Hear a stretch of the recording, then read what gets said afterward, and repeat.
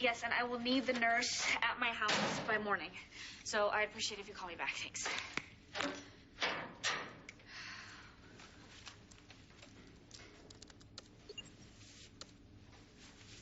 Hey, it's me.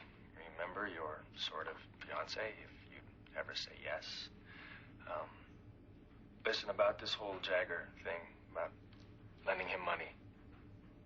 I was wrong. I shouldn't have got involved. It's your money, and he's your friend, so I'm sorry.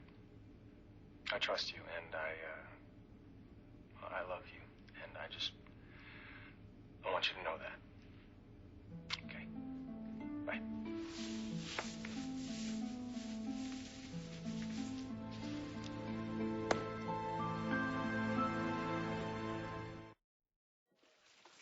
Hi there. Hi. Mind if I sit with you? Oh, of course not. Of course not. Well, it's so nice to finally see this place. What all those years of med school paid for. You must be really proud. Oh, I am of both my sons, though Leo never wants to hear it. And Kyle, on the other hand, wants me to pat him on the head every time he gets out of bed in the morning. Tell me about it. Well, your parents must be thrilled to see how well you're doing. I don't know about that. Well, what is to know, for heaven's sakes? You're a lovely young woman. You graduated medical school. You have a great career. I guess I sound great on paper. But? But I don't always make the best choices. Oh, sweetheart. You are young. And remember, there's always another day to make things right. I know you both love and adore me, but there's only so much praise one guy can take. What did I say? I know, I live with it every day. And not for long. Mom, did Claire tell you she got me into online dating? Pretty soon I'm going to find a hot boyfriend and kick her butt to the curb. Oh, there's your brother. I need to talk to you both. Leo! What was that about? I believe they call it selective listening. You two are getting off early tomorrow, right? Sure, but Great. I'm going to take us all out to dinner. Mom. No, I'm not taking no for an answer, and I want you to bring that girlfriend of yours. She's got a lot of spunk. I like her. Reminds me of me. You too, Claire. I want us all there. I don't know if I can go. Nonsense. We are going to break bread, drink good wine, and tell all our secrets.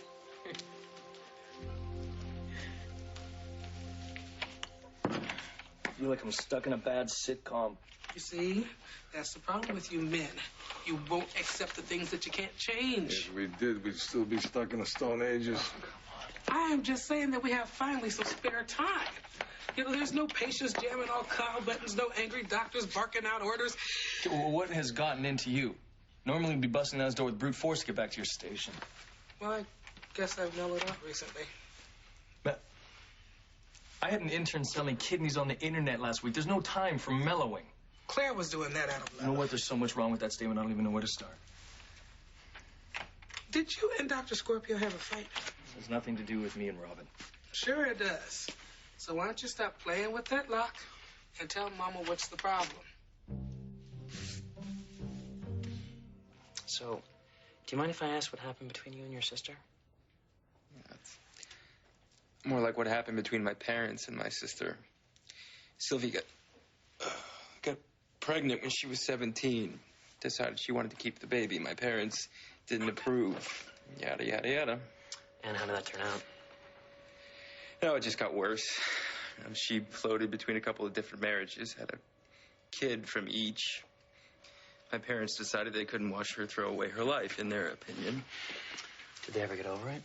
When it comes to Sylvia and my parents, it's like a immovable object meets an unstoppable force. I know something about that. My mom's in town. Oh. Well, I'm just going to test your motor function, so I'm just going to put my hands out and I want you to go ahead and push against them, okay? Oh, don't get me wrong, you know. My parents aren't totally judgmental. They didn't even blink when I told them I was gay. Good for them. So how about you? How'd your parents react when you came out to them? Is that obvious I'm gay? Not necessarily. I was hoping.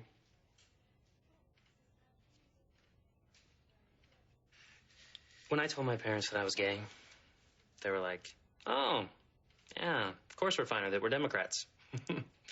And we practically haven't talked about it since. Yeah, those kind. Oh, yeah.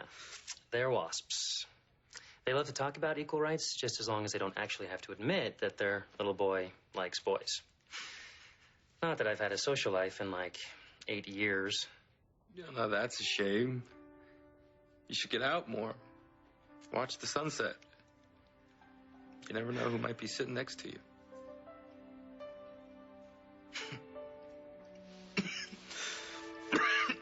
Eric, you okay? Eric? Okay, I'm gonna need some help in here!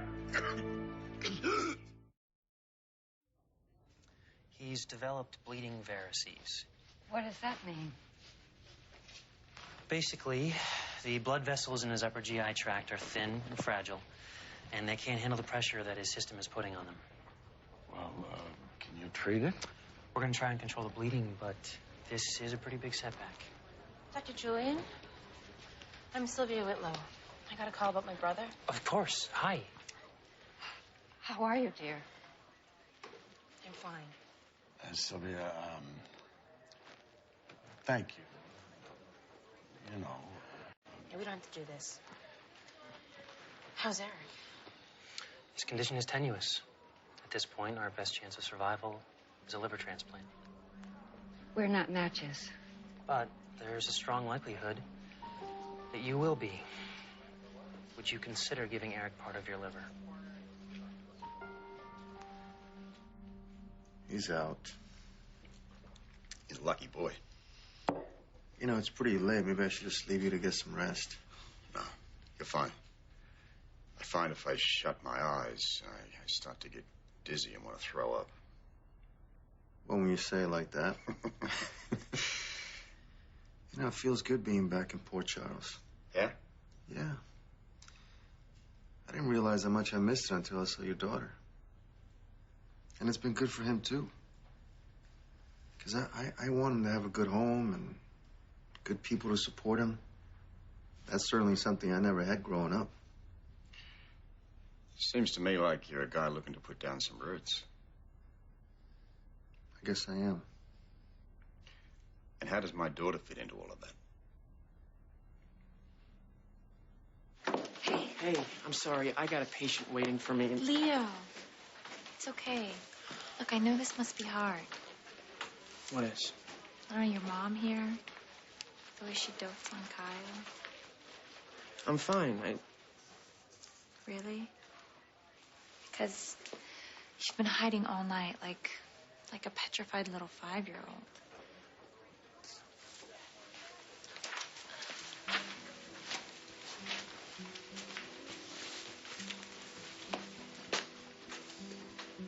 What is it?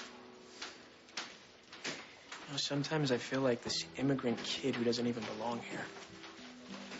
I get that. You know, I've been at GH for over a year now, and not once has my mother stopped by to visit me.